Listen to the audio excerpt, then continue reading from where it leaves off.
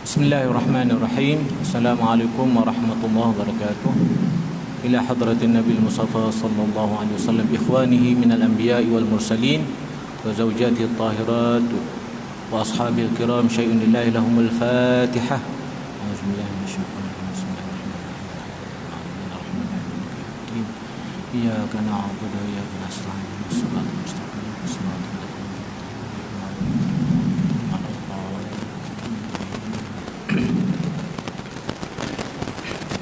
Innal hamdalillah nahmaduhu wa nasta'inuhu wa nastaghfiruhu wa nastahdiih wa na'udzu billahi min shururi anfusina wa min sayyiati a'malina.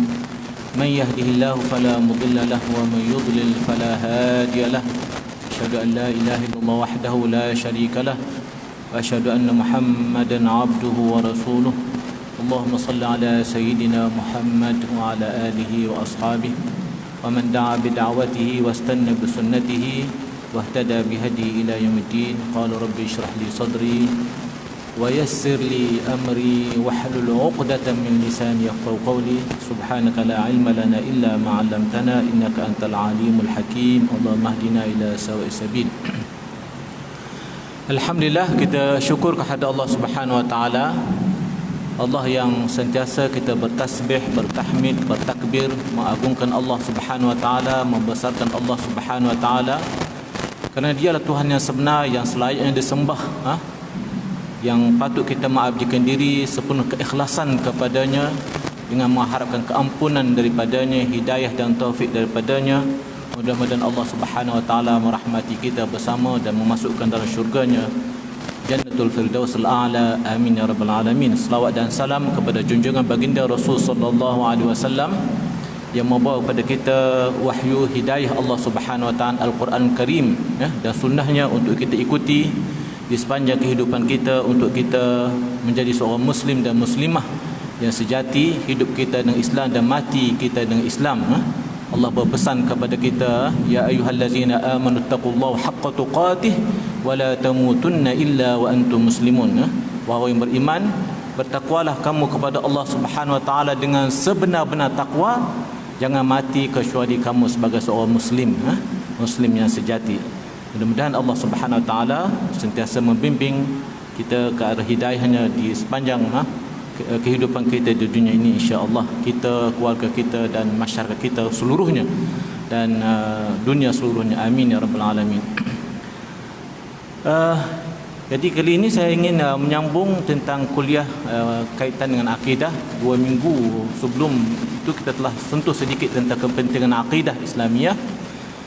Bagaimanapun sebelum menjelangnya hari raya itu saya ada sentuh tentang kewajipan berkorban, ibadah kurban. Jadi berselang-selilah, sebab itu ada sempurnanya, sebab kita nak menyambut hari raya Aidul Adha dengan amalan yang mendekatkan kita dengan Allah Subhanahu wa taala, amalan kurban. Dan kita akan menyambung lagi pada kali ini ialah tentang akidahnya. Kita dah sebutkan dulu bahawa awaluddin ma'rifatullah, perkara yang paling awal dalam urusan agama ini ialah kita mengenal pencipta kita, mengenal Allah Subhanahu wa taala, kerana Allah lah yang telah memperundangkan, mensyariatkan agama ini untuk kita anuti, untuk kita amalkan dalam kehidupan peribadi kita, keluarga kita, dalam kehidupan bermasyarakat, bernegara, dan dalam hubungan kita sesama adual ma'adual ukhra, dalam hubungan antarabangsa. Semuanya ada aturan-aturan, ada undang-undang yang perlu kita ikuti. Jadi untuk kenapa kita pentingnya akidah? Kerana akidah ini mengenalkan kita pada pencipta agama itu sendiri.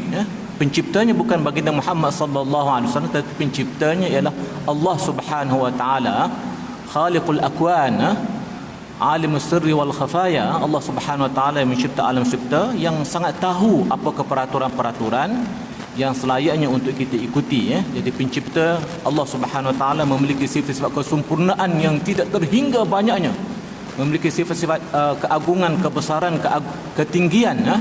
Dan kita hamba yang kerdil ini diminta untuk mengenal pencipta kita.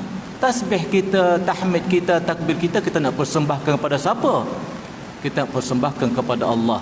Untuk itu kita perlu mengenali pencipta kita, Allah Subhanahu wa taala, yang maha suci, yang memiliki sifat-sifat keagungan, kebesaran, ketinggian yang dirumuskan oleh dalam mazhab ahli sunnah wal jamaah Asy'ariyah kita, iaitu ada sifat 20 sifat yang perlu kita mengenal pencipta kita, sifat yang wajib Allah Subhanahu wa taala, sifat yang mustahil dan sifat yang harus kepada Allah Subhanahu wa taala. Jadi mengapa pentingnya kita tauhid dan juga akidah ini? Kerana awaluddin, kerana perkara yang pertama dalam urusan agama itu mengenal Allah Subhanahu wa taala. Jadi bidang yang kaitan langsung dengan mengenal pencipta ialah bidang tauhid ataupun bidang akidah. Kita tahu zaman Rasulullah sallallahu alaihi wasallam memang Rasulullah menerima wahyu, iaitu Al-Quran. Tak ada Rasulullah sebut, okey hari ini saya nak sampaikan ilmu akidah kepada tuan-tuan semua. Pada yang lain Rasulullah nak sampaikan tentang syariah, kemudian tentang akhlak, tak. Jadi Rasulullah menerima wahyu Al-Quran, itulah daripada surah Al-Fatihah sampai surah An-Nas. Ada 114 surah fil Quran, ada 114 surah dalam Al-Quran. Dan ulama-ulama kemudiannya pula akhirnya mengkategorikan ilmu-ilmu apabila dalam Quran membicarakan tentang ketuhanan, membicarakan tentang sifat-sifat Allah Subhanahu wa taala, maka baca qul huwallahu ahad, baca Allahu la ilaha illa huwal hayyul qayyum, surah Al-Ikhlas, ayatul kursi, maka ulama kata ini adalah ilmu yang berkaitan tentang akidah. Datang saja ayat Quran yang berkata fankihu ma taba lakum mathna wa thulatha wa ruba', kahwinilah wanita-wanita yang kamu sukai, 2, 3 atau 4. Maka ulama kata ini adalah bidang fiqh, bidang syariah, bidang fiqh. Jadi kemudian datang pula tentang yang berkaitan tentang pembersihan jiwa, wa nafsin wa ma sawaha fa alhamaha fujuraha wa taqwaha qad aflaha man zakkaha wa qad khaba man dasaha. Maka ulama kata ini adalah kita kategorikan sebagai ilmu yang berkaitan tentang tasawuf, yang berkaitan tentang tazkiyatun nafs, yang berkaitan dengan akhlak kepada Allah Subhanahu wa taala. Jadi ini ulangan lah, ini ada beberapa buku yang saya rujuk. Jadi kita sebut akidah merupakan suatu perkara yang dibenarkan dari sudut jiwa. Ini ada terjemahan daripada buku Arab. Akidah merupakan suatu perkara yang dibenarkan sudut jiwa, merasa tenang dengannya. Jadi akidah ni suatu daripada aqadah, suatu yang ikatan, simpulan kepada rukun iman yang 6 itu, bermula daripada kepercayaan al-imanu billah subhanahu wa ta'ala, wal imanu bima ballaghana rasul, bil iman as-sittah, dengan rukun 6 iaitu yang disampaikan oleh baginda Rasulullah SAW. Kita simpul, kita ikat yang kuat dan kepercayaan kita kepada Allah dan apa yang disampaikan oleh Allah Subhanahu wa taala tentang kewujudan malaikatnya, kitab-kitabnya, rasul-rasulnya, kemudian hari akhirat dan qada qadar. Kita yakin dengan sepenuh jiwa kerana yang disampaikan itu ialah yang benar kepada Allah Subhanahu wa taala, dan juga baginda Rasul yang bersifat siddiq, yang benar, yang tak pernah maknanya menyampaikan sesuatu yang dusta kecuali yang benar daripada Allah Subhanahu wa taala. Dan hati kita rasa tenang, kita mengenal pencipta kita, kita jadi seorang yang tenang. Seorang muslim dia sangat yakin dengan Allah Subhanahu wa taala. Apa yang berlaku dalam kehidupannya, baik yang baik ataupun yang tidak, semuanya ketentuan daripada Allah Subhanahu wa taala untuk menguji hamba-Nya. Jadi ujian itu bukan sahaja berlaku dalam bentuk kesusahan, tetapi juga dalam bentuk kesenangan. Dan Rasulullah membayangkan bagaimana sikap seorang mukmin yang ada akidah itu, ajabal amril mu'min inna amrahu kulluhu khair in asabathu sarra syakar wa in asabathu dharra sabar fakana khairan lah. Rasulullah kata suatu yang sangat menakjubkan pada seorang mukmin itu, seorang yang ada akidah, yang ada pegangan akidah itu, kerana semua urusannya baik-baik semuanya. Apabila diuji, apabila dia menerima kesenangan, syakar, dia syukur kepada Allah Subhanahu wa taala. Dan di waktu yang lain pula apabila dicipta ujian dalam bentuk kesusahan, wan asabatu dharra, syaqawah, mana suatu yang menyusahkan, ujian daripada Allah Subhanahu wa taala, maka dia bersabar, fakana khairalah, maka itu baik untuknya. Dalam keadaan dia syukur, dia dapat kebaikan, dapat ganjaran pahala dari sisi Allah Subhanahu wa taala. La in syakartum la azidannakum, andainya kita syukur, Allah tambah lagi kepada kita hidayahnya, rezekinya, kurnia daripada Allah Subhanahu wa taala. Dan begitu juga apabila kita sabar, innama yuwaffas sabiruna ajrahum bighairi hisab. Kata Allah Subhanahu wa taala, orang yang sabar akan disempurnakan ganjaran untuknya dengan ganjaran yang banyak tanpa dapat dihitung banyaknya itu. Okay. Jadi kita penuh yakin kepada Allah Subhanahu wa taala, tak ada gelisah.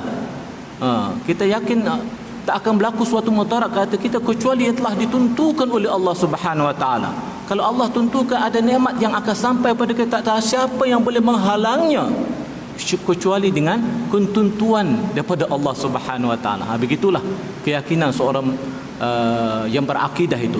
Dia sangat merasa tenang dengan akidah yang jadi pegangannya, kerana akidah mendidik kita bergantung kepada Allah, yang bukan pada tempat yang rapuh, pada dahan yang rapuh, tetapi kepada Allah Subhanahu wa taala Al-Hayyul Qayyum, yang hidupnya yang berdiri sendiri, yang hidupnya tidak ada awalan, tidak ada akhiran, yang sangat mengetahui, Alimul Ghaibi was Saraya, yang mengetahui ghaib dan yang zahir. Semuanya Allah Subhanahu wa taala sangat tahu, dan itulah Tuhan tempat kita bergantung, tempat kita mengabdikan diri kepadanya, tempat kita berdoa, merintih, memohon bantuan daripadanya. Masya Allah, Allah tu sangat pengasih kepada kita. Disebutkan dalam hadis, sepertiga akhir malam itu Allah turun bukan dalam bentuk hubutul tayyarah, landingnya kapal terbang itu. Allah tu Subhanahu wa taala cerita dekat dengan hamba dia tu, setiap malam sepertiga akhir sebelum subuh itu Allah akan offer kepada kita, wahai hambaku, siapa yang berdoa aku akan makbulkan doamu, siapa yang beristighfar dan bertaubat aku akan terima istighfar dan taubatmu, siapa yang meminta aku akan sempurnakan hajatnya. Oh Masya Allah, dekatnya Allah Subhanahu wa taala. Sebab itu seorang Muslim sangat yakin, sangat kuat keyakinan daripada Allah Subhanahu wa taala. Dia tenang dan kuat dalam menghadapi cabaran kehidupan ini. Apa yang perlu difahami, difahami itu ejaan, bahawa akidah merupakan teras dan asas. Jadi kalau pokok itu akarnya tu, jadi kalau pokok yang sihat mesti bermula daripada akar yang sihat, akar yang kuat, yang cukup baja, jadi bawah. Begitu juga bangunan, foundation dia tu mesti konkret, bawah tu mesti kuat, barulah bangunan tu berdiri kuat dan tidak roboh. Jadi batangnya adalah syariat, kemudian dahan-dahan dan buah itu adalah akhlak, dan akarnya itu adalah mesti kuat, itu akidah. Di mana segala amalan dan tindakan yang tidak berdasarkan pada akidah adalah sia-sia saja. Amalan-amalan kebaikan yang Allah bayangkan, ramai orang yang tidak beriman, dia tidak bermula dengan asas akidah. Mungkin dia orang yang baik, mungkin dalam bentuk, kalau organisasinya yang terbaik, ada maknanya dana yang banyak membantu orang. Masa kemalangan di Beirut, kita lihat macam mana ada video di Lebanon, di ibu kota Beirut, negara Lebanon. Beirut ada ibu negara. Jadi yang ramai yang dia membantu.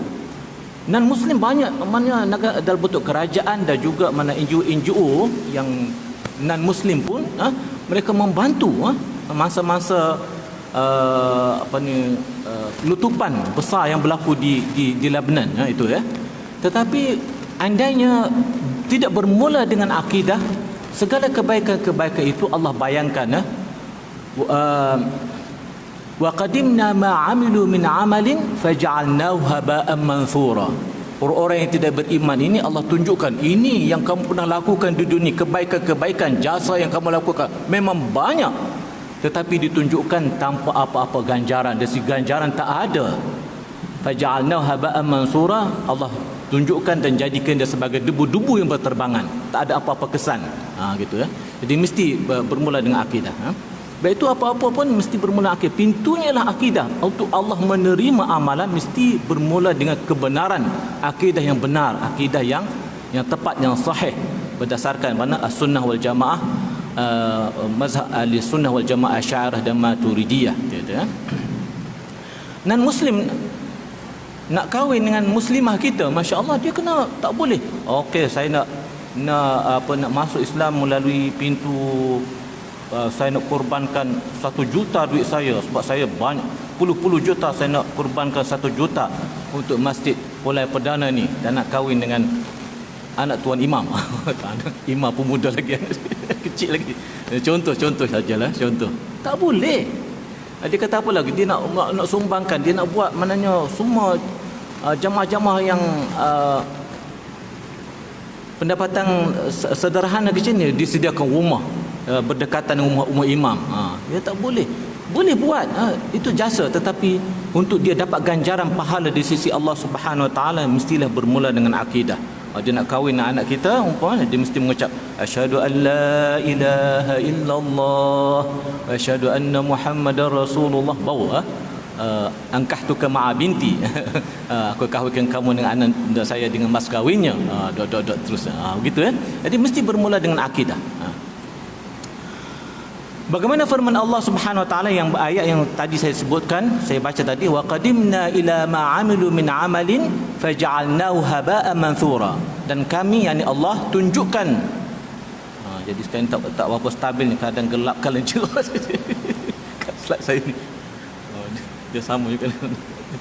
Jadi dan kami, yakni Allah Subhanahu Wa Taala, tunjukkan perbicaraan kepada apa yang mereka, yakni orang kafir itu telah kerjakan. Allah tunjukkan segala jasa-jasa dia, sumbangan dia dari jenis amal yang mereka pandang baik. Dia kata ini dah tentu benda menolong orang adalah satu kebaikan, dari segi kemanusiaan. Kita pun dia suruh juga dari segi kemanusiaan membantu, bukan sahaja saudara kita yang muslim, pada non-muslim pun jiran kita kalau ditimpa kesusahan, kita berkewajipan membantu dia sebab dia jiran kita, ada hak juga. Rasulullah membayangkan jiran kamu tu ada 3 golongan.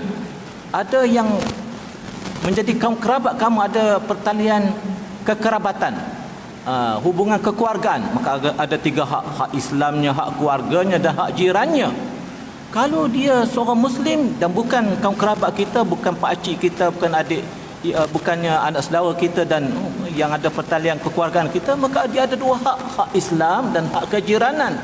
Jangan lupa yang ketiga itu. Non-muslim yang jiran-jiran kita masih ada lagi hak, iaitu hak kejiranan. Ya Allah, hak jiran kita kena hormati dia, tak boleh merampas harta benda dia, tak boleh menganiaya dia, tak boleh. Begitulah adab yang diajarkan kepada kita. Jadi begitu juga non-muslim, bukan dia juga membantu muslim dan sebagainya, tetapi peluangnya untuk mendapat ganjaran di akhirat nanti. Mungkin di dunia dia dapat pujian, dapat pengiktirafan, dapat penghargaan, itu okeylah. Tetapi di akhirat nanti Allah Subhanahu Wa Taala hanya tetapkan orang yang ada akidah saja, amalan-amalannya ditunjukkan dan diberi ganjaran pahala oleh Allah Subhanahu Wa Taala. Bahkan bukan ayat itu saja, daripada surah Al-Furqan surah 25-23, ayat yang lain juga bercerita perkara yang sama, tentang jasa orang kafir, maknanya ditunjukkan tetapi tidak ada ganjaran pahala. Allah Subhanahu Wa Taala sebut dalam firman-Nya surah An-Nur. Kalau tadi surah Al-Furqan surah 25, ini surah An-Nur surah 24 ayat 39. Ba'da auzubillahi minasyaitonir rajim. وَالَّذِينَ كَفَرُوا أَعْمَالُهُمْ كَسَرَابٍ بِقِيعَةٍ يَحْسَبُهُ الظَّمَآنُ مَاءً حَتَّى إِذَا جَاءَهُ لَمْ يَجِدْهُ شَيْئًا وَوَجَدَ اللَّهَ عِندَهُ فَوَفَّاهُ حِسَابَهُ وَاللَّهُ سَرِيعُ الْحِسَابِ. Terjemahan dia, orang-orang kafir, amal-amal mereka adalah umpama riak sinaran panas di tanah rata yang disangkakan air oleh orang yang dahaga, fata morgana, di padang pasir jauh di sana tu. Dan orang yang berjalan mengembara daripada pasir, mungkin kehausan kerana kepanasan yang terik, mungkin dia nampak jauh di sana macam ada air, kerana sinaran matahari tu dengan pasir tu timbul kilauan seolah-olah ada air. Pergi sana pun tak dapat air. Begitulah juga umpamanya orang kafir, apabila Allah bandingkan secara analogi, seperti juga orang yang kehausan, mereka berharap sangat berjumpa dengan air. Begitu juga orang yang tidak beriman ini, orang yang kufar ini, mereka berharap sangat dapat ganjaran. Dia buat yang terbaik dah, membantu orang, membantu masa peperangan, membantu bencana alam dan sebagainya. Masa-masa bencana alam seperti yang berlaku dekat Lebanon dan sebagainya, satu bencana lah,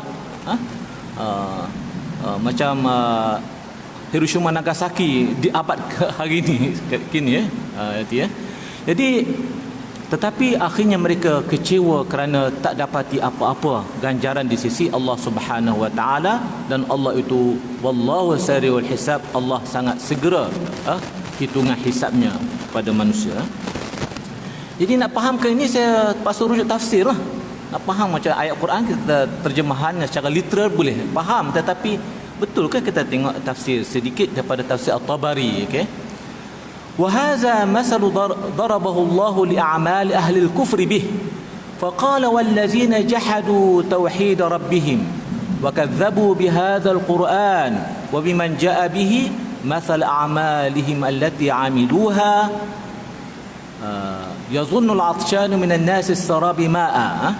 Jadi dikatakan maknanya Allah buat perumpamaan kepada ahli yang kufur, yang tidak beriman ini, yang menolak tauhid, jahadu tauhid rabbihim, mereka menolak ketauhidan Allah Subhanahu wa taala.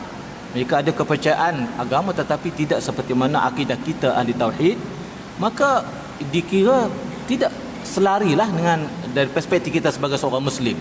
Wa kadzabu bihadzal Quran, dan mereka mendustakan Quran ini, dan apa yang dibawa oleh baginda Rasulullah sallallahu alaihi wasallam, maka amalan-amalan mereka itu mereka menyangkanya ada kebaikan, seperti mana orang yang kehausan berada di padang pasir itu, nun jauh di sana menyangka ada air, sampai ke tempat itu yang dikejar-kejar dengan penat lelah tetapi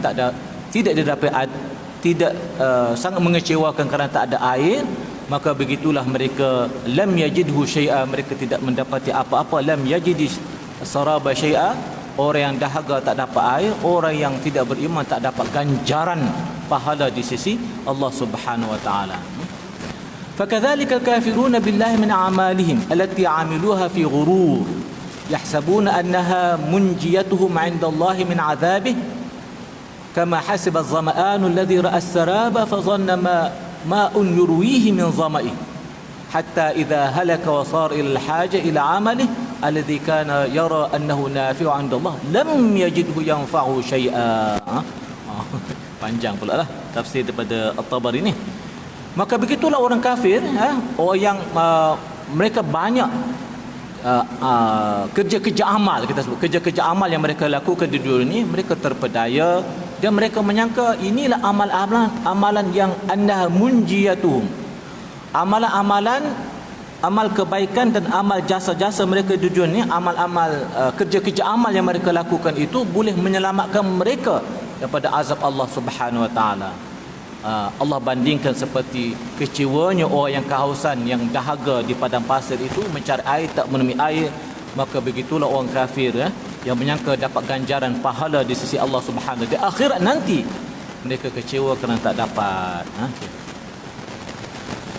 Lam yajidu syai'an yanfa'u, tidak ni. Li'annahu kana 'amalu 'ala kufrin billah. Jadi kerana amalan itu tidak diasaskan pada tauhid. Syarat awal je adalah tauhid.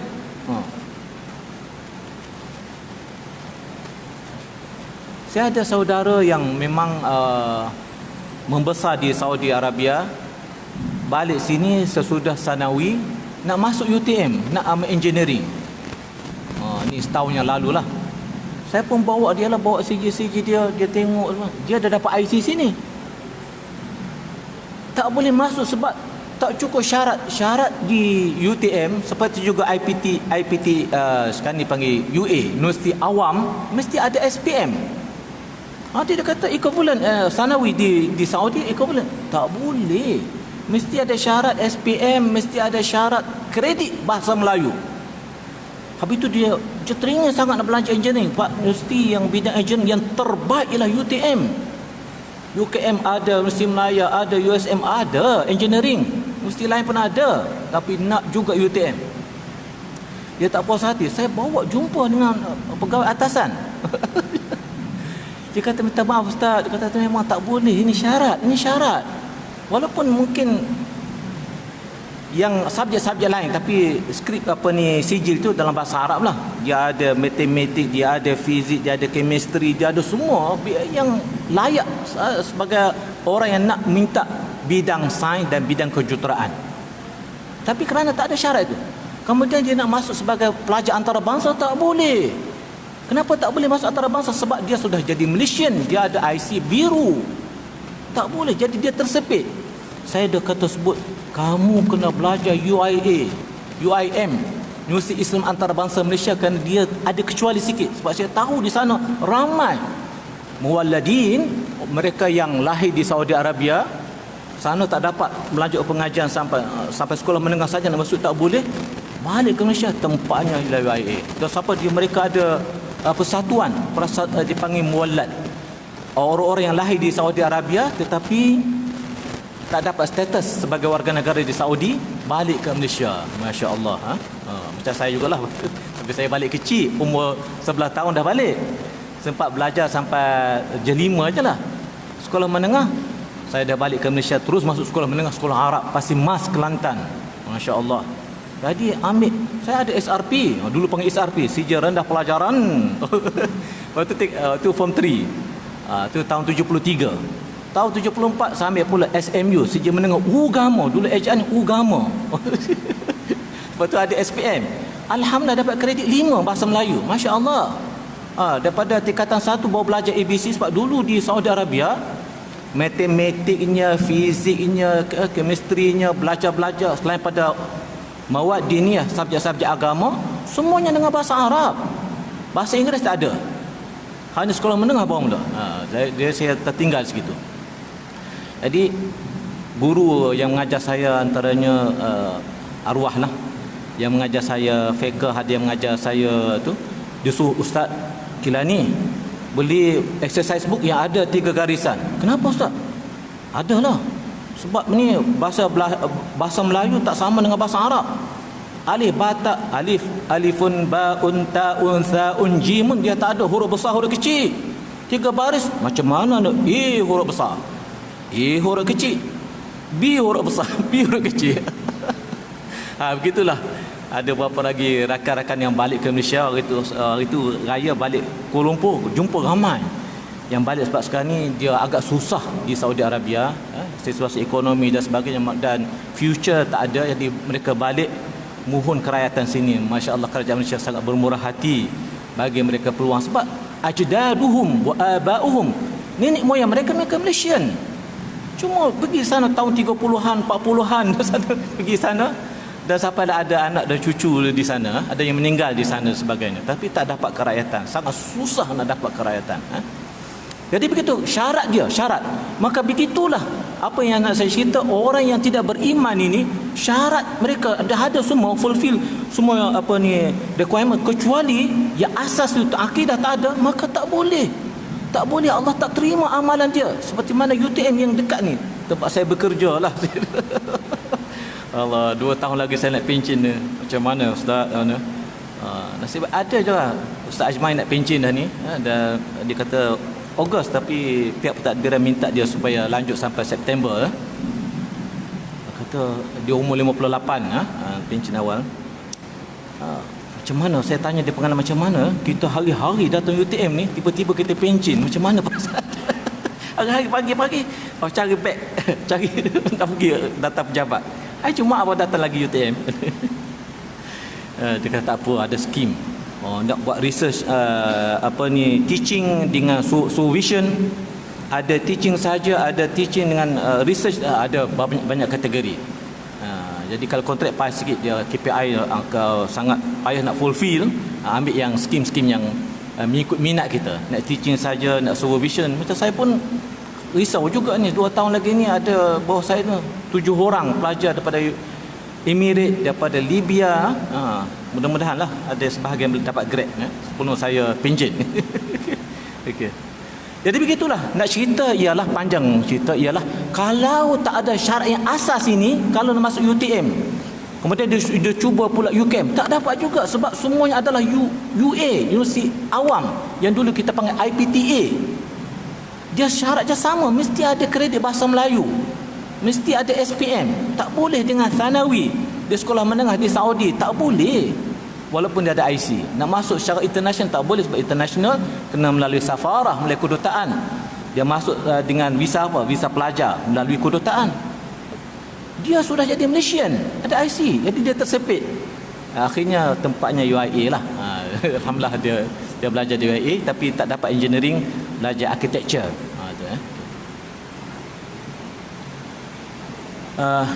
Jadi kita pergi pada pengertian akidah. Berkenaan dengan pengertian akidah dapat dijelaskan secara ringkas dan sudut bahasa. Ini macam kuliah di universiti lah, macam ni cara dia. Sebab sebelum ni saya banyak bagi kuliah-kuliah yang berkait tentang motivasi, fadilat amal. Itu memang ni lah. Yang ni dah jadi ilmiah. Jadi kita nak juga mana kuliah-kuliah berkait tentang akidah kita, tentang nikah, kahwin apa, tentang hadis dan sebanyak dah. Kuliah-kuliah seperti itu. Dia nak juga tentang akidah ni. Jadi akidah ada sudut bahasa, ada beberapa makna, ada beberapa pengertian. Pertama, al-aqdu. Dia ada akad, ada satu kontrak, janji kita dengan Allah. Begitu juga perjanjian, at-tawfiq. Daripada thiqah, daripada wasaqa yathiqu, mana perjanjian, ada akad, ada perjanjian kita dengan Allah Subhanahu Wa Taala. Ketika kita belum dijelmakan dalam bentuk jasad ini, kita ada di dalam bentuk alam arwah. Allah kumpulkan daripada ruh Adam alaihissalam sampai kepada ruh yang terakhir. Orang yang terakhir yang akan meninggal dunia ketika sebelum berlakunya kiamat, Allah dah kumpulkan. Dan Allah minta persaksian. Alastu bi rabbikum? Qalu bala syahidina. Semua kita tanpa kecuali, tanpa satu pun yang kecuali, kesemuanya mengaku, benar wahai Tuhan, Engkaulah Tuhan yang patut kami sembah. Kami bersaksi, benar Engkau adalah Tuhan kami. Gitu. Cuma apabila kita dilahirkan dengan fa'abawahu yuhawidani wa yunassiranihi wa yumajjisin, kullu mauludun yuladu 'alal fitrah fa'abawahu yuhawidanihi aw yunassiranihi aw yumajjisanihi. Setiap bayi yang lahir itu dia lahir dengan fitrah. Fitrah suci bersih, dia berakidah tauhid, tetapi persekitarannya mempengaruhi ibu bapanya. Sekitaran yang paling dekat dengan baby itu ialah ibu bapanya, yang menjadikan dia Yahudi, yang menjadikan dia Nasrani, atau menjadikan dia Majusi, penyembah api, yang lari daripada fitrah tauhid itu. Jadi Allah akan minta perjanjian ni untuk kita tepati janji kita. Janji mesti ditepati. Itu dia. Janji kita untuk mempertuhankan Allah tanpa syirik kepadanya. Kemudian dia juga akidah juga bermaksud ketetapan, al-ihkam, hakim, qawi, matin. Mana sangat kuat, sangat kukuh. Itu Kemudian ada pengertian keempat pula, ialah ikatan dengan kuat ataupun ar-rabtu biquwah. Mana satu ikatan yang kuat. Itu maksud daripada akidah itu sendiri. Pengertian ini dapat kita lihat daripada penjelasan Al-Quran Karim. Antaranya ialah bagaimana Allah Subhanahu Wa Taala sebut, Ya ayyuhallazina amanu awfu bil uqud. Wahai orang-orang yang beriman, penuhilah, sempurnakanlah janji-janjimu, perjanjian-perjanjian. Uqud kalimah jam'u min al-aqd. Wahai orang beriman, penuhilah janji. Kita telah janji, bersyahadah. Alastu bi rabbikum? Qalu bala. Semua kita tanpa kecuali, kita semua menyebut serentak, benar Engkaulah Tuhan kami. Syahidna, kami bersaksi dengan benar wahai Tuhan, Engkaulah Tuhan kami. Allah minta, wahai orang beriman, sempurnakan janji kamu. Janji dari segi akidah, janji yang lain-lain itu pun perlu jugalah. Janji sesama manusia dan sebagainya. Tapi yang utama sebab kita bincang tentang akidah, janji kita dengan Allah untuk kita mentauhidkan Allah, beriman kepadanya, mengabdikan diri kepadanya. Segala hukum-hukumnya, segala perintah yang dilaksanakan, segala tegahannya ditinggalkan, kerana dia adalah Tuhan kita. Untuk itu akidah sebagaimana yang dimasukkan di sudut bahasa ialah suatu hukum atau ketetapan, tidak ada sebarang syak atau keraguan lagi bagi siapa yang berpegang dengannya. Inilah hukum, inilah ketetapan. Allah Subhanahu Wa Taala memperkenalkan dirinya, sebab kita tak boleh berinteraksi dengan Allah, kita tak boleh melihat Allah dalam bentuk fizikal ini di dunia ini. Bahkan Bani Israel pernah minta pada Musa untuk melihat Allah Subhanahu Wa Taala, mereka tak dapat lihat. Musa sendiri pergi munajat, wahai Tuhan, Bani Israel minta untuk lihat kepadamu, aku sendiri belum pernah lagi dapat melihatmu. Mintalah ya Allah supaya, bukan aku tidak beriman, walakin liyatma'inna qalbi, bukan dah tak percaya. Nabi Musa alaihissalam pilihan Allah menjadi rasul, bukan setakat rasul tetapi rasul ulul azmi. Daripada 25 rasul, hanya 5 saja namanya ulul azmi. Ada title lagi, kalimullah. Nabi dan Rasul yang banyak bercakap-cakap, berdoa dan meminta, bermunajat, itulah Nabi Musa alaihissalam di Bukit Tursina tu. Dari Allah Subhanahu kata, wahai Musa, kamu tak percayakah tentang diriku? Kata, walakin liyatma'inna qalbuka, isu tak percaya. Bani Israel ni macam-macam minta dia ni. Apabila ditimpa ujian, datangnya kutu, datangnya katak, datangnya belalang, dia minta, aku berdoa dan aku minta supaya hilangkan segala bencana ini.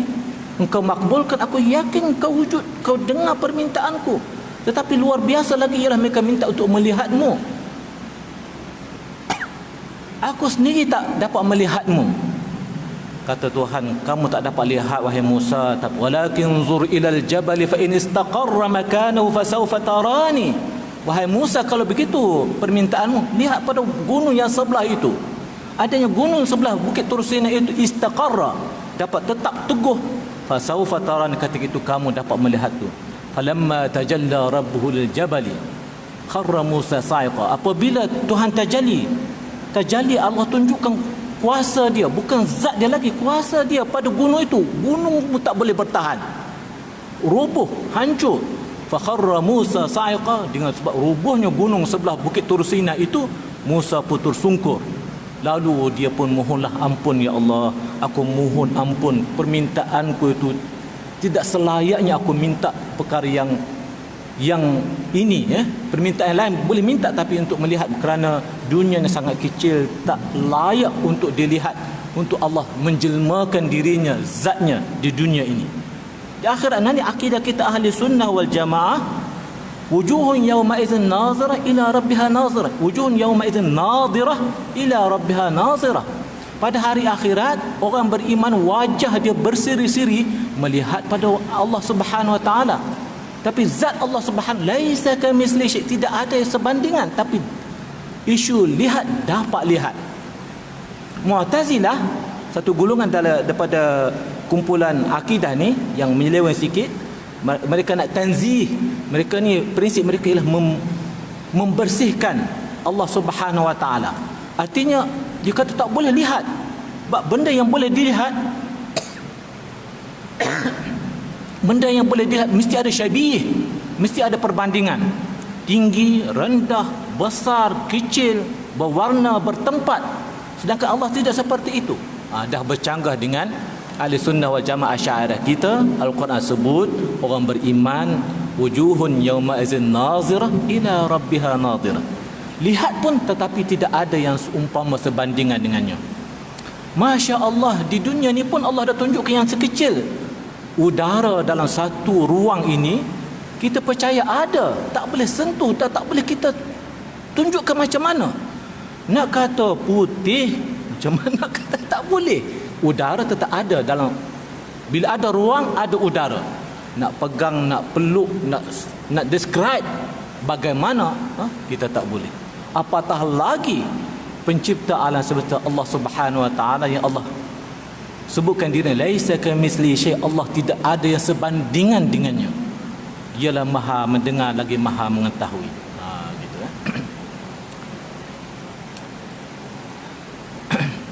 Pengertian akidah dari segi istilah, suatu kepercayaan, keyakinan yang penuh tanpa ada sebarang rasa syak. Diulang lagi, firman Allah Subhanahu wa taala berkaitan dengan sifat orang beriman dalam hubungan keyakinannya kepada Allah.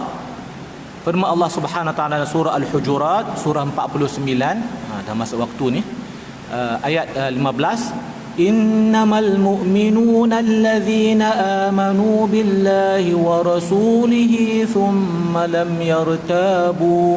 Sesungguhnya orang yang benar-benar beriman hanyalah orang yang percaya kepada Allah dan Rasulnya, kemudian mereka terus tidak ragu-ragu lagi, tak ada ragu. Itu yang penting, jangan ragu. Jadi dah masuk waktu, minta maaf. Terpaksa.